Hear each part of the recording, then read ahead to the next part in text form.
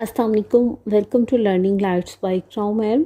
Hopefully आप सब ठीक होंगे। लास्ट ईयर में भी मैंने आपके साथ एनुअल पेपर से पहले पास्ट पेपर्स को डिस्कस किया था, जिसमें मैंने 6 ईयर के पास्ट पेपर्स को डिस्कस करते हुए आपके पास एमसीक्यूज़ और शॉर्ट क्वेश्चंस जो थे वो कंप्लीट सॉल्व किए थे।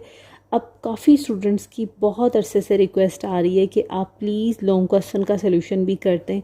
तो बेटा मैं इस लेक्चर सीरीज़ में या इस वीडियो में आपके साथ लॉन्ग क्वेश्चन को डिस्कस करूंगी, जस्ट चैप्टर नंबर 1 से लेकर चैप्टर नंबर 4 तक। मैं इन 4 चैप्टर्स इसलिए डिस्कस करती हूँ बार बार क्योंकि बेटा मैंने इनका कंप्लीट कोर्स यूट्यूब पे अपलोड कर दिया था। ड्यू टू बिजी स्केजुअल में आगे वीडियोस को अपलोड नहीं कर सकी, तो उसके लिए तो मैं आप सबसे पहले एक्सक्यूज़ कर रही हूँ। आप जानते हैं कि क्वेश्चन नंबर 5 से आपके पास लॉन्ग क्वेश्चन स्टार्ट होते हैं और हर क्वेश्चन के 2 पार्ट्स होते हैं। तो अब हम ये भी देखेंगे कि आया इन 4 चैप्टर्स में से आपके पास कितना मटेरियल आता है। तो क्वेश्चन नंबर 5 का ए पार्ट है आपके पास 2015 में, कंप्यूट वेटेड मीन, और नेक्स्ट आपको ये डेटा प्रोवाइड किया गया है। सोल्यूशन से पहले आपके माइंड में आ जाना चाहिए था कि वेटेड मीन का फार्मूला कौन सा है। तो बेटा या 2 हल हैं आपके पास, या तो क्वेश्चन पेपर पे आप लिख लें इसका फार्मूला है, या जो आपने रफ शीट सेलेक्ट की होती है उस पे आप इसका फार्मूला लिख लें सोल्यूशन से पहले। फिर आपको वो फार्मूला इटसेल्फ हेल्प आउट करना शुरू होगा कि आपने क्वेश्चन में करना क्या है। वेटेड मीन का फार्मूला आपके पास आता था X bar W which is equal to summation X W divided by summation W. You stand for weights और एक्स आपके पास वेट्स के अलावा जो भी कॉलम दिया जाता था या जो भी डेटा दिया जाता था आप उसको एक्स से इंडिकेट करते थे। सब्जेक्ट्स दिए गए हैं, उनके वेट दिए गए हैं और फिर मार्क्स का कॉलम दिया गया है। अब हम क्या करेंगे, सबसे पहले तो वेट का कॉलम उतारते हैं। तो बेटा डब्ल्यू स्टैंड फॉर वेट, तो वेट में आपके पास फर्स्ट वेट आ रहा है 3, देन अगेन 3, फिर बेटा 4 और लास्ट वेट है आपके पास 3। देखिए बेटा वेट से तो आपको अंदाज़ा हो गया कि ये डब्ल्यू है। अब फार्मूला आपने लिख लिया, आपको डब्ल्यू भी नज़र आ रहा है फार्मूले में, लेकिन एक्स नहीं है आपके डेटा में। तो एक्स क्या होता है आपके पास, डब्ल्यू के अलावा या वेट्स के अलावा जो भी कॉलम आपको दिया जाए आप उसको एक्स या वाई किसी से भी लेट कर सकते हैं। मैंने फार्मूला में एक्स लिखा है तो मैं इस वजह से मार्क्स को एक्स लेट कर लेती हूँ। तो बेटा मार्क्स आपके पास हैं 73, 85, 92 एंड 65। फार्मूले में हमने देखा है हमें क्या चाहिए, सिग्मा या समेशन इंडिकेट कर रहा है, आपको समेशन चाहिए किसी एक्स डब्ल्यू कॉलम का। तो मेरे पास तो अभी इंडिविजुअली डब्ल्यू पड़े हैं और एक्स मौजूद है, मेरे पास एक्स डब्ल्यू का कोई कॉलम नहीं है। तो चलें हम इंडिविजुअली एक्स को इंडिविजुअली डब्ल्यू से मल्टीप्लाई करते हैं। इंग्लिश का वेट था 3 और मार्क्स थे 73। तो मैंने अगर इंग्लिश के लिए काम करना है तो मुझे उसी के वेट को उसके मार्क्स से मल्टीप्लाई करना है। 3 इंटू 73 219।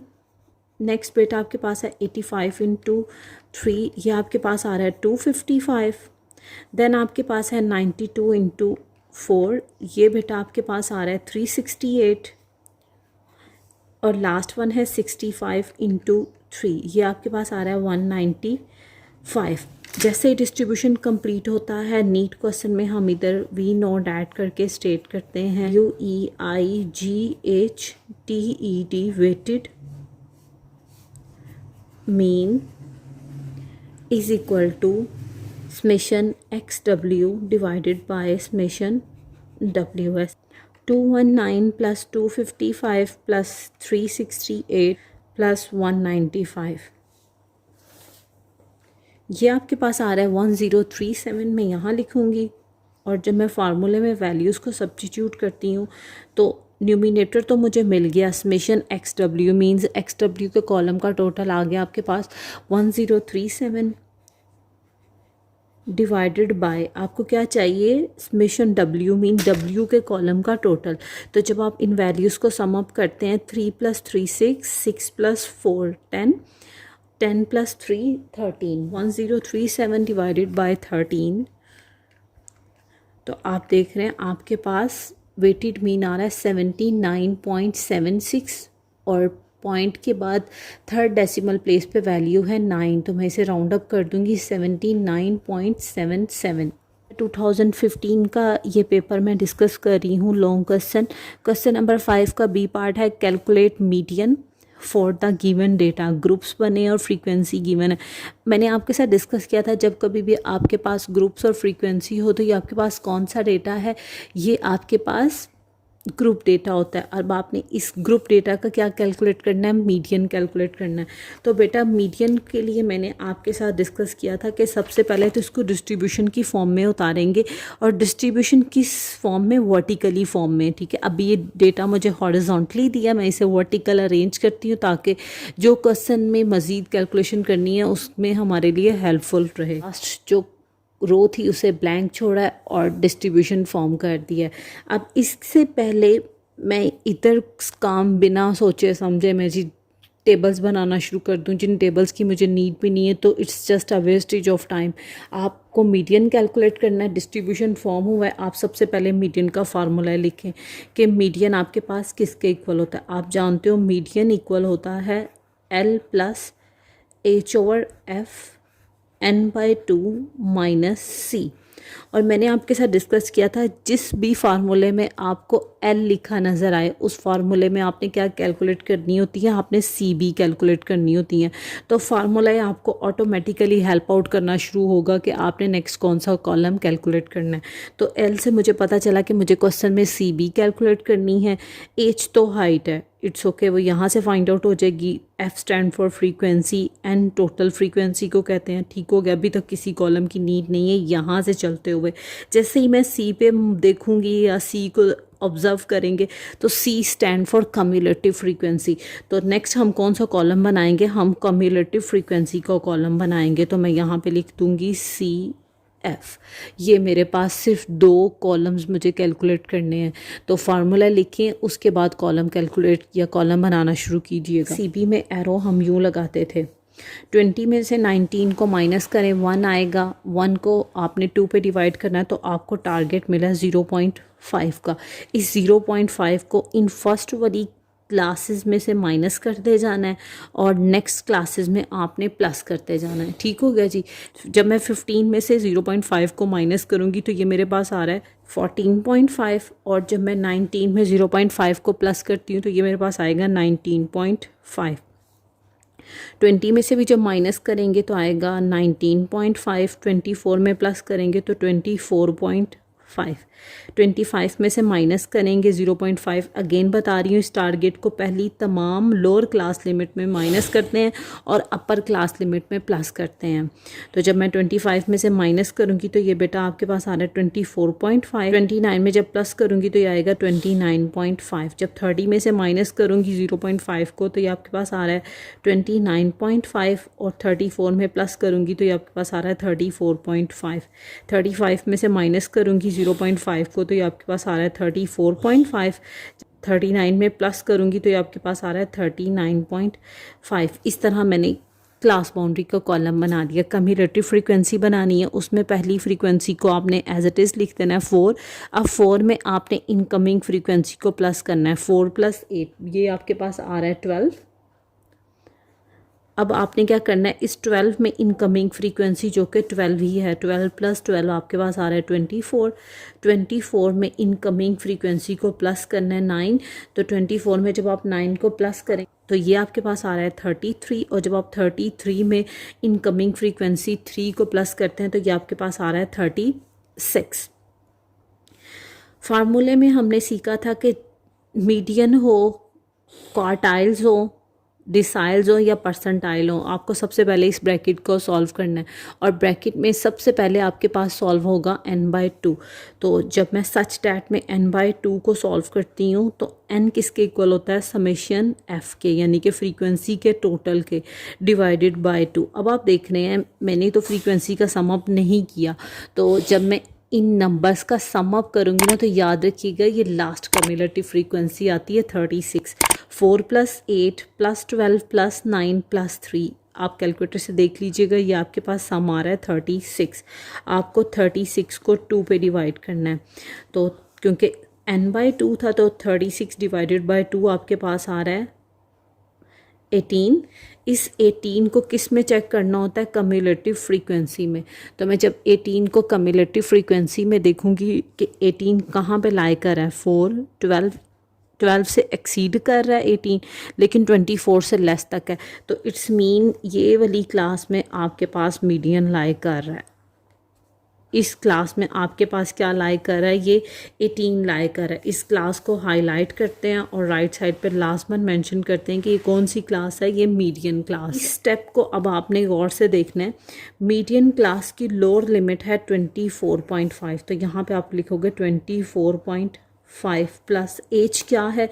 जैसे CB के लिए एरो यूँ आता है ना, एज के लिए एरो जस्ट स्ट्रेट होता है आपके पास।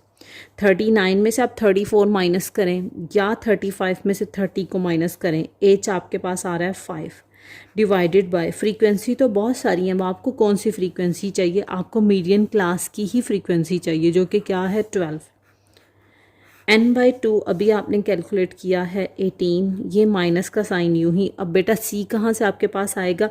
C आपके पास जो मीडियन क्लास आपने सेलेक्ट की होती है ना, उससे ऊपर वाली कम्युलेटिव फ्रीक्वेंसी C कहलाती है, जो कि क्या है 12।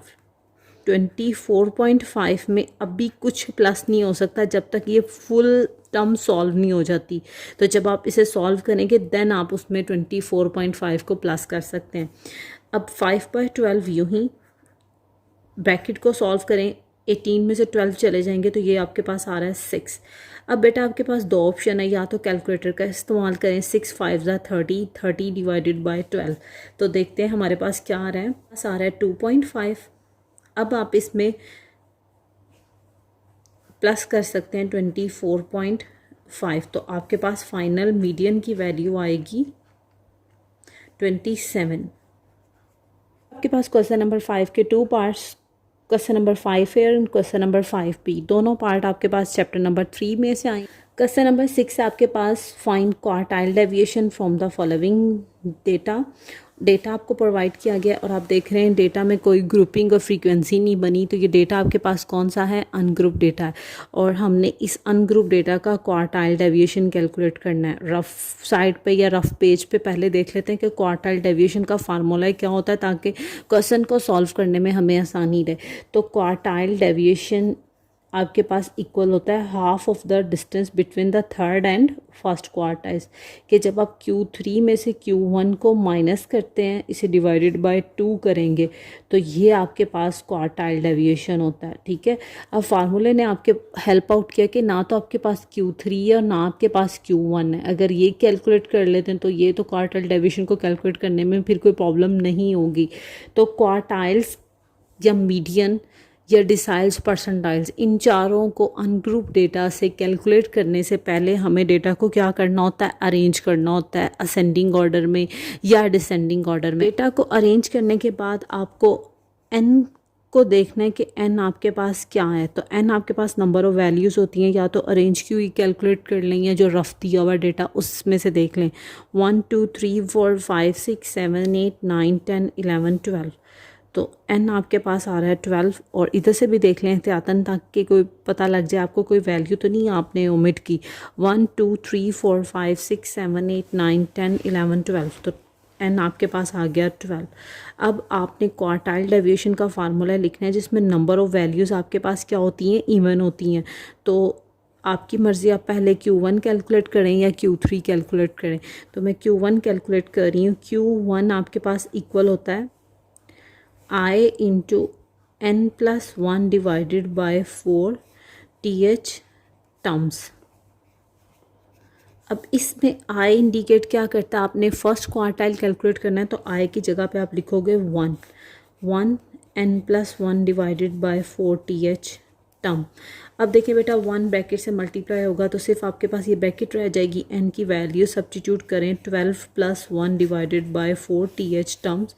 तो 12 + 1 आपके पास आ रहा है 13। 13 को जब आप 4 पे डिवाइड करते हैं तो ये बेटा आपके पास आ रहा है 3.25 टर्म।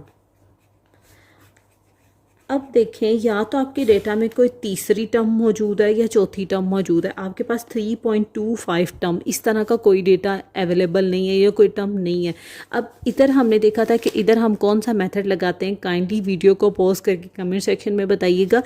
इधर हम अप्लाई करते हैं इंटरपोलेशन। इंटरपोलेशन कैसे करते हैं, पॉइंट से पहले क्या लिखा हुआ है 3, तो हम लिखेंगे थर्ड टर्म। अब आपने पॉइंट से पहले को कंसिडर करना है 0, तो अगर यहाँ पे 0 है तो क्या बन रहा है 0.25। पॉइंट से पहले 3 लिखा है तो 3 से ऑनवर्ड टर्म कौन सी आएगी, फोर्थ टर्म। और इसमें से आपने फोर्थ टर्म है तो इसमें से पिछली टर्म यानी कि थर्ड टर्म को आपने माइनस कर देना। ये इंटरपोलेशन को लगाने का मेथड्स आएंगी कहाँ से, आपने अरेंज किए हुए डेटा पे वापस चलना है और थर्ड टर्म को पिक करना है। थर्ड टर्म आपके पास है 12 और जबकि फोर्थ टर्म है आपके पास 14। तो मैं फार्मूले में वैल्यू डालती हूँ 12 प्लस 0.25, 14 माइनस 12 वैसे ही प्लस 0.25 और यहाँ पे आपके पास आ रहा है 2। और जब आप इसे सॉल्व करते हैं तो ये आपके पास आ 12.5। तो क्वार्टाइल 1 आपके पास आ रहा है 12.5। Q3 कैलकुलेट करते हैं। Q3 is equal to I into n+1 divided by 4th term. अब I की जगह पे आपने थर्ड क्वार्टाइल कैलकुलेट करना है तो 3 आ जाएगा, 3n+1 divided by 4th term. 3 ऐसे ही n आपके पास है 12 + 1 डिवाइडेड बाय 4th टर्म। तो ये आपके पास आ रहा है 3 इंटू 3.25th टर्म। अब आप 3.25 को 3 से मल्टीप्लाई करेंगे तो ये बेटा आपके पास आ रहा है 9.75th टर्म। अब इस 9.75 को आप किस तरह इंटरपोलेट करेंगे, अब देखें पॉइंट से पहले 9 है तो आप लिखोगे 9th टर्म प्लस पॉइंट से पहले को कंसिडर करो 0, तो क्या बन रहा है 0.75। 9 टर्म है तो ऑफ कोर्स नेक्स्ट टर्म आएगी 10th टर्म और इसमें से आप माइनस कर दोगे 9th टर्म। ये सिंपल सा मेथड था इंटरपोलेशन लगाने का। अरेंज किए हुए डेटा में चलते हैं और देखते हैं कि 9th टर्म मेरे पास कौन सी आ रही है। अरेंज किए हुए डेटा में 9th टर्म आपके पास आ रही है 1 2 3 4 5 6 7 8 9। ये 9 टर्म है 28 और 10th टर्म है 30। 28 प्लस 0.75, 30 माइनस 28। तो बेटा इसे ध्यान से सॉल्व कीजिएगा। इसे 28.75 नहीं आपने करना जब तक आपके पास ये एक्सप्रेशन सॉल्व नहीं होता। तो 28 प्लस 0.75 यूँ ही इसे 2 से मल्टीप्लाई करते हैं तो ये आपके पास आ रहा है 0.75 इंटू 2।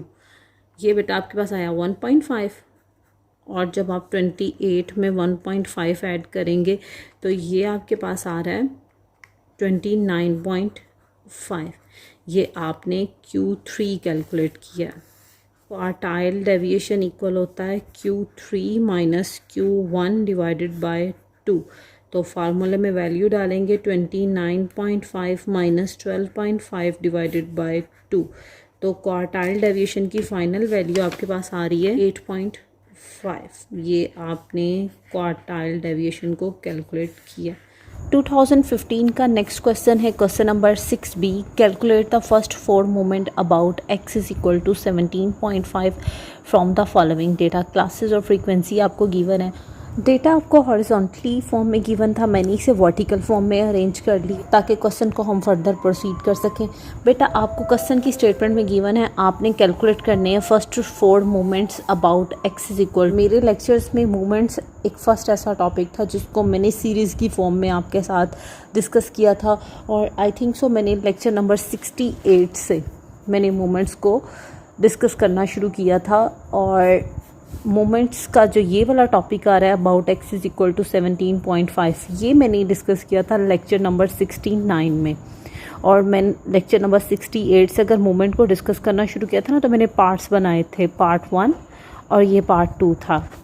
तो तो काइंडली इन 4 या 6 जो भी जितने भी पार्ट्स बन रहे हैं मोमेंट्स के, इनको ज़रूर देखिएगा, रिवाइज भी कर लीजिएगा अगर आप देख चुके। बेटा मोमेंट्स में about x is equal to 17.5 से मुझे ये हिंट मिला कि ये जो मैंने फर्स्ट 4 मोमेंट कैलकुलेट करने हैं ना, ये मैंने प्राइम मोमेंट्स कैलकुलेट करने हैं, यानी कि μ1 prime, μ2 prime, μ3 prime, μ4 prime. Let us suppose आपको ये कहा जाता है कि calculate the first 4 moment about mean, तो फिर आपने ये प्राइम वाले मोमेंट कैलकुलेट नहीं करने थे, आपने ओरिजिनल मोमेंट कैलकुलेट करने थे, जिसे μ1, μ2, μ3 या μ4 कहते हैं।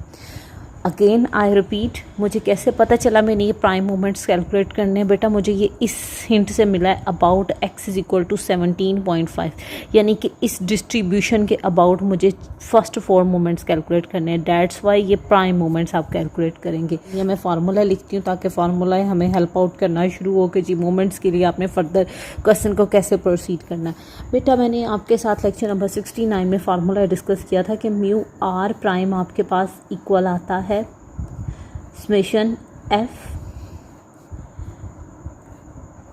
xi minus a raise to power r divided by, divisor में n था, n का मतलब समेशन f होता है, तो आप चाहें तो आप इधर लिख सकते हैं समेशन f। r इक्वल होता है आपके पास 1, 2, 3 और मैक्सिमम ये 4 तक जाते हैं। ठीक हो गया बेटा। अब म्यू आर प्राइम है, मैंने फर्स्ट मोमेंट कैलकुलेट करना है, तो आर की जगह पे मुझे 1 रखना पड़ेगा, तो फार्मूला मुझे हेल्प आउट करना शुरू हो जाएगा ऑटोमेटिकली कि बेटा मैंने क्या करना है। मैं लिखूंगी म्यू 1 प्राइम का फार्मूला है इज इक्वल टू समेशन बेटा F S I X I minus A raise to power 1 divided by summation F. अब बच्चे x आपके पास मिड पॉइंट होता है, लेकिन क्वेश्चन में तो मेरे पास मिड पॉइंट नहीं गिवन, तो फार्मूला ने मुझे हेल्प आउट की कि जी सबसे पहला कॉलम जो आप कैलकुलेट करेंगी वो आप मिड पॉइंट का कैलकुलेट करेंगी। डैट्स वाई मैंने यहाँ पे x लिख लिया। मिड पॉइंट कैसे कैलकुलेट करते हैं? लोअर और अपर लिमिट को ऐड करते हैं। 5 + 9 14, 14 को 2 पे डिवाइड करेंगे तो बेटा आपके पास मिड पॉइंट आ रहा है 7। 10 + 14 24, 24 को 2 पे डिवाइड करेंगे तो बेटा आपके पास आ रहा है 12। 15 + 19 बेटा आपके पास आ रहा है 34, 34 को 2 पे डिवाइड करेंगे तो नेक्स्ट आपके पास आ रहा है 17। इधर बेटा आपके पास आएगा 22 और इधर आपके पास आएगा 27। आई में से आपने किसी ए को माइनस करना है। क्वेश्चन में तो कहीं पे भी मेंशन नहीं है कि जी ए कहाँ पे है, तो याद रखिएगा ए ये जो x इज इक्वल टू 17.5 होता है ना, ये 17.5 ए है। आप इधर लिख भी लो कि a इज इक्वल टू 17.5, और इसके लिए डिस्ट्रीब्यूशन बनना था ना, तो इसी वजह से तो ये प्राइम मोमेंट्स कहलाएंगे, क्योंकि अबाउट आप x is equal to a के लिए कर रहे हो, तो 17.5। तो फार्मूले ने मुझे हेल्प आउट नहीं की कि अब मिड पॉइंट जो निकाला है उसमें से क्या माइनस करते जाओ, 17.5। तो नेक्स्ट कॉलम बेटा कौन सा बनेगा? x माइनस a का। मैंने आपके साथ डिस्कस किया था कि जब आप किसी भी वैल्यू में से किसी आर्बिट्रेरी कांस्टेंट को माइनस करते हैं, तो ये जो मैं हाइड करके आपके सामने शो कर रही हूँ, ये जो एक्सप्रेशन है इसे आप डेविएशन कह रहे होते हो। ठीक है, तो आपने एक डेविएशन ली है जिसे डी से रिप्रेजेंट किया, किसी x में से आर्बिट्रेरी a को माइनस किया। तो सम टाइम आप क्वेश्चन के सोल्यूशन में देख रहे होंगे कि d इसने यूज़ किया हुआ है, तो आपकी मर्ज़ी, आप चाहो तो इसे इस चीज़ को d के इक्वल लेट कर लो, नहीं तो क्वेश्चन को इसी तरह भी प्रोसीड करोगे। बेटा फर्स्ट x आपके पास 7 में से जब आप 17.5 को माइनस, आपके पास आ रहा है माइनस 10.5। नेक्स्ट x की वैल्यू है 12, जब आप 12 में से 17.5 को माइनस करेंगे तो ये बेटा आपके पास आ रहा है माइनस 5.5। नेक्स्ट है 17 में से जब आप 17.5 को माइनस करेंगे तो बेटा ये आपके पास आ रहा है माइनस 0.5। 22 में से जब आप माइनस करेंगे 4.5। नेक्स्ट है 27, जब आप 27 में से माइनस कर तो ये आपके पास आ रहा है 9.5। अब आपने x भी कैलकुलेट कर लिया, ये एक्सप्रेशन भी फार्मूले के ये ब्रैकेट से सॉल्व कर लिए। xi minus a raise to power 1 ही है, अगर कोई पावर नहीं होती तो ये 1 पावर चल रही होती। अब आपने इस एक्सप्रेशन को किस से मल्टीप्लाई करना है? f से मल्टीप्लाई करना है, और फिर जो न्यू कॉलम बनेगा उसका समेशन चाहिए आपको। तो नेक्स्ट कॉलम मैं बनाऊंगी f इंटू x माइनस 17.5 5। तो इस तरह करने से मुझे फर्स्ट मोमेंट मिल जाए। आपने इस कॉलम को मल्टीप्लाई करना है फ्रीक्वेंसी के साथ। स्टूडेंट्स फिर मिस्टेक करते हैं, मल्टीप्लाई करते करते x से मल्टीप्लाई कर देंगे। देखें, अब मैंने इस वैल्यू को मल्टीप्लाई करना फ्रीक्वेंसी से, तो ये तो मेरे इस राइट हैंड के करीब है और मैंने फ्रीक्वेंसी से मल्टीप्लाई करना है। यहाँ पे मैंने लेफ़्ट फिंगर प्लेस की हुई है अपनी, तो ताकि मैं क्वेश्चन में मिस्टेक ना करूँ। मैं -10.5 को मल्टीप्लाई करवा रही हूँ 5 के साथ, तो ये बेटा आपके पास आ रहा है 52.5। 5.5 मल्टीप्लाई बाय 8, ये आपके पास आ रहा है -44। और जब मैं 12 को मल्टीप्लाई करती हूँ -0.5 से, तो ये बेटा आपके पास आ रहा है -6। और जब मैं 10 को मल्टीप्लाई करती हूँ 4.5 के साथ, तो ये बेटा आपके पास आएगा 45। जब आप 9.5 को 5 से मल्टीप्लाई करते हो, तो ये आपके पास आ रहा है 47.5। फार्मूले में चलते हैं, तो देखिए μ1 के लिए क्या मुझे ये कॉलम मिल नहीं गया, f into x minus 17.5। Summation indicate कर रहा है कि जी जितने सारे कॉलम आपने बनाया, आपको न्यूमिनेटर में सिर्फ इस वाले कॉलम का सम अप चाहिए। तो मैं इस कॉलम को सम अप करती, ये बेटा आपके पास आ रहा है -10। तो न्यूमिनेटर तो आपको मिल गया -10 डिवाइडेड बाय, डिवाइजर में आपको किसका टोटल चाहिए, फ्रीक्वेंसी के कॉलम का टोटल। तो फ्रीक्वेंसी की इस वैल्यूज़ को सम अप करते हैं, ये बेटा आपके पास आ रहा है 40।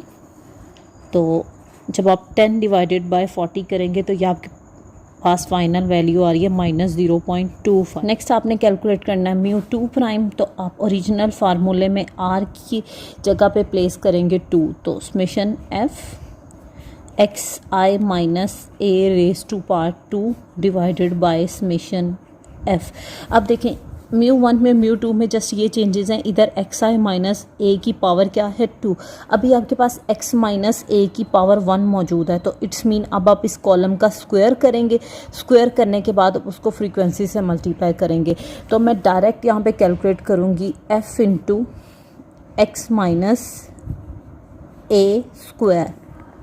अब आप देख रहे हैं फर्स्ट वैल्यू है -10.5। जब मैं इसका स्क्वायर करती हूँ ना, तो स्क्रीन पे वैल्यू आ रही है -110.25। हमने देखा था जनरल मैथमेटिक्स में कि जब कभी पावर 2, 4, 6, 8 हो, इवन पावर हो, तो माइनस पॉजिटिव में चेंज हो जाता है। लेकिन कैलकुलेटर ने क्यों नहीं चेंज करके दिखाया मुझे, क्योंकि मैंने यहाँ पे आर्ग्यूमेंट गलत डाला है। अब मैं आर्ग्यूमेंट को ठीक कैसे करूँगी, या तो इसका वे ये है कि मैं इस ब्रैकेट में लिखूँ -10.5 स्क्वायर, तो ये अब आपको पॉजिटिव वैल्यू देगा। आपने इसको जब फ्रीक्वेंसी से मल्टीप्लाई करवाया, तो ये बेटा आपके पास आ गया 551.25।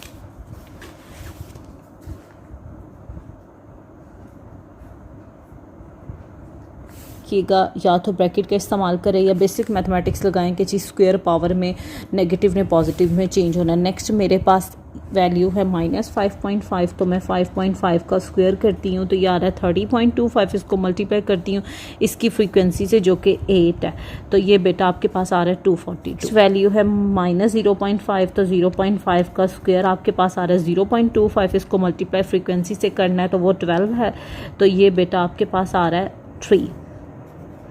नेक्स्ट वैल्यू है 4.5, इसका स्क्वायर करते हैं, तो ये आपके पास आ रहा है 20.25। इसको मल्टीप्लाई फ्रीक्वेंसी से करना है, जो कि 10 है, तो ये आपके पास आ रहा है 202.5। आपके पास वैल्यू है 9.5, इसका स्क्वायर करेंगे, तो ये आपके पास बेटा आ रहा है 90.25। इसको मल्टीप्लाई इसकी फ्रीक्वेंसी से करना है, जो कि इस टाइम 5 है, तो ये बच्चा आपके पास आ रहा है 451.25।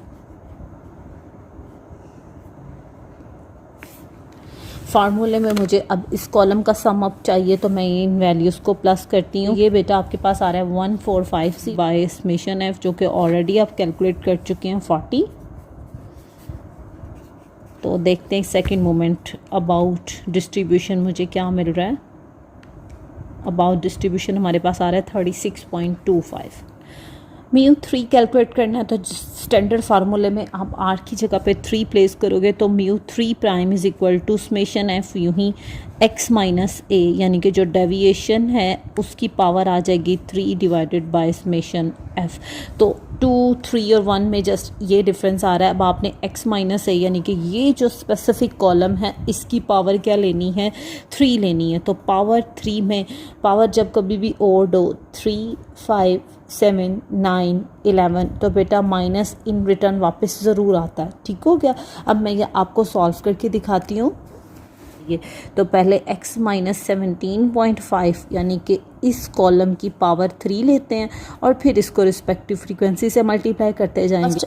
आपके पास डेविएटेड वैल्यू है माइनस 10.5 रेज टू पावर 3, तो ये बच्चे आपके पास आ रही है ये वैल्यू, इसको रिस्पेक्टिव फ्रीक्वेंसी से मल्टीप्लाई करना है। तो क्या है रिस्पेक्टिव फ्रीक्वेंसी? 5 मल्टीप्लाई बाय 5, तो ये आपके पास आ रहा है माइनस 5788.125। नेक्स्ट डेविएटेड वैल्यू है माइनस 5.5 और माइनस की पावर अब इस टाइम 3 चल रही है, तो माइनस ने वापस आना ही आना है, तो चाहे तो लिख लें चाहे तो ओमिट कर दें। माइनस 5.5 रेज टू पावर 3, तो ये बेटे आपके पास आ रहा है माइनस 166.375। इसको मल्टीप्लाई करते हैं इसकी फ्रीक्वेंसी 8 के साथ, तो ये आपके पास आ रहा है माइनस 1331। नेक्स्ट वैल्यू है आपकी माइनस 0.5 रेज टू पावर 3, ये बेटा आपके पास आ रहा है 0.125। जब आप इसको इसकी फ्रीक्वेंसी 12 से मल्टीप्लाई करते हैं तो ये आपके पास आ रहा है 1.5। नेक्स्ट वैल्यू है 4.5 रेज टू पावर 3, ये बेटा आपके पास आया 91.125। इसको मल्टीप्लाई करते हैं इसकी फ्रीक्वेंसी के साथ 911.25। वैल्यू है 9.5 रेज टू पावर 3, ये आपके पास आ रहा है 857.375। इसको रिस्पेक्टिव फ्रीक्वेंसी जो कि है 5 इससे मल्टीप्लाई करते हैं तो ये आपके पास आ रहा है 4286.875। मैं इसे राउंड अप करूँगी 4286.88। मैं आपको इन वैल्यूज़ का सम अप चाहिए, तो देखते हैं इन वैल्यूज़ का टोटल क्या आ रहा है। माइनस 1922.5, म्यू 3 की वैल्यू आपके पास आ रही है माइनस 48.06। अब आपने लास्ट मोमेंट कैलकुलेट करना है म्यू 4 प्राइम। फार्मूला लिखेंगे म्यू 4 के लिए, that is summation F X minus A raise to power R divided by summation F. अब आपने आर की जगह पे प्लेस करना है 4, तो म्यू 4 का फार्मूला आ जाएगा summation F X minus A raise to power 4 divided by summation F. अब आपके पास डेविएशन की पावर 4 है तो सारी वैल्यूज़ क्या आएंगी? पॉजिटिव आएंगी। तो देखते हैं कि मेरे पास क्या डेटा सेट बन रहा है। अब आप देख रहे हैं डेविएटेड वैल्यू मेरे पास ये है माइनस 10.5। आप 10.5 की पावर लें 4, ये आपके पास ये नंबर आया है, इसको रिस्पेक्टिव फ्रीक्वेंसी 5 से मल्टीप्लाई करेंगे तो ये आपके पास आ रहा है 60775.31। नेक्स्ट डेविएटेड वैल्यू है 5.5, इसकी पावर लें 4, तो ये बेटा आपके पास ये नंबर आया, इसको रिस्पेक्टिव फ्रीक्वेंसी 8 से मल्टीप्लाई करें तो ये आपके पास आ रहा है 7320.5। नेक्स्ट डेविएटेड वैल्यू है माइनस 0.5। जब आप माइनस 0.5 की पावर 4 लेंगे तो पॉजिटिव वैल्यू आएगी, इसको रिस्पेक्टिव फ्रीक्वेंसी 12 से मल्टीप्लाई करेंगे तो आपके पास आ रहा है 0.75। नेक्स्ट डेविएटेड वैल्यू है 4.5, इसकी पावर 4 लेंगे तो आपके पास ये नंबर आ रहा है, इसको रिस्पेक्टिव फ्रीक्वेंसी 10 से मल्टीप्लाई करेंगे तो ये बेटा आपके पास आ रहा है 4100.625 है। मैं इसे राउंड अप कर रही हूँ 63 पे। डेविएटेड वैल्यू है 9.5, इसकी पावर 4 लेते हैं तो आपके पास आ रहा है 8145.0625। इसको रिस्पेक्टिव फ्रीक्वेंसी जो कि 5 चल रही है उससे मल्टीप्लाई करते हैं तो ये बेटा आपके पास आ रहा है 40725.31। अब आप देख रहे हैं फार्मूले में अब आपको इस कॉलम का सम अप, और जब आप इन वैल्यूज़ को सम अप करते हैं तो देख रहे हैं आपके पास आ रहा है 112922.5। फार्मूले में वैल्यूज़ को सब्स्टिट्यूट करते हैं तो म्यू 4 प्राइम आपके पास आ रहा है 2823.06। जैसा कि हम 2015 का पेपर डिस्कस कर रहे थे चैप्टर नंबर 1 से लेके चैप्टर नंबर 4 तक, देखते हैं कि जी टोटल कितने क्वेश्चन और कितने मार्क्स आ रहे थे आपके पास। आपको पता है कि आपके पेपर में क्वेश्चन नंबर 1 में आपके पास 17 MCQs होते हैं और मैं इस प्ले लिस्ट में ऑलरेडी 2 वीडियोज़ अपलोड कर चुकी हूँ MCQs की और शॉर्ट क्वेश्चंस की, तो आप देख लीजिएगा कि 2015 में आपके पास चैप्टर नंबर 1 से लेके चैप्टर नंबर 4 तक टोटल आपके पास जो MCQs आ रहे थे वो 8 MCQs थे, मींस 8 मार्क्स। क्वेश्चन नंबर 2 में आपके पास टोटल आपको 12 क्वेश्चन गिवन होते हैं और आपने 8 अटैम्प्ट करने होते हैं। ठीक हो गया। तो आपके पास चैप्टर नंबर 1 से लेके चैप्टर नंबर 4 तक टोटल जो क्वेश्चंस आ रहे थे वो आपके पास आ रहे थे 7 क्वेश्चन, 7 2 14 मार्क्स। क्वेश्चन नंबर 3 में भी आपको टोटल 12 क्वेश्चन गिवन होते हैं और इसमें भी आपने 8 अटैम्प्ट करने होते हैं। 16 मार्क्स का ये फुल पार्ट बनेगा और इसमें आपके पास जो टोटल क्वेश्चन आ रहे थे 8 क्वेश्चन आ रहे थे, 8 2 16 मार्क्स। मैं डिस्क्रिप्शन बॉक्स में लास्ट वन आपके लिए इन वीडियोज़ के लिंक्स डाल दूँगी ताकि आप वहाँ से भी कन्फर्म कर लें कि इतने ही मार्क्स का पेपर आ रहा था। बेटा मैं लास्ट ईयर में ये सॉल्व कर चुकी थी, डेट्स वाई मैंने दोबारा लेके नहीं चली, मैं लॉन्ग क्वेश्चन अटैम्प्ट करना शुरू हो गई हूँ। क्वेश्चन नंबर 4 भी शॉर्ट क्वेश्चंस का, इसमें से इन चारों चैप्टर्स में से कोई क्वेश्चन नहीं आ रहा तो 0 मार्क्स। जबकि क्वेश्चन नंबर 5 लॉन्ग क्वेश्चन होता है 8 मार्क्स का और अभी हमने देखा है कि दोनों जो पार्ट थे वो चैप्टर नंबर 3 में से आए थे तो 8 मार्क्स। और क्वेश्चन नंबर जो 6 था वो आपके पास चैप्टर नंबर 4 में से आया और दोनों पार्ट ही चैप्टर 4 के थे तो इधर से भी आप 8 मार्क्स गेन कर सकते हैं अगर आपने पहले 4 चैप्टर तैयार किए हैं। तो देखते हैं जी टोटल कितने मार्क्स का पेपर आया इन चारों चैप्टर्स में से। 8 + 14 + 16 + 8 + 8 इन 4 चैप्टर में से 2015 में से 54 मार्क्स का पेपर आउट ऑफ 85, क्योंकि आपके पास 85 मार्क्स का पेपर होता है तो 54 मार्क्स का पेपर आपको इन 4 चैप्टर्स में से मिल रहा है। तो होपफुली अब आपको इन 4 चैप्टर्स की अहमियत का भी अंदाज़ा हो गया होगा। इसके साथ आज का हमारा लेक्चर फिनिश होता है। लास्ट पर सबसे रिक्वेस्ट, चैनल को लाइक और सब्सक्राइब कीजिएगा, अपने दोस्तों के साथ शेयर कीजिएगा, अपना ख्याल रखिएगा। अल्लाह हाफिज़।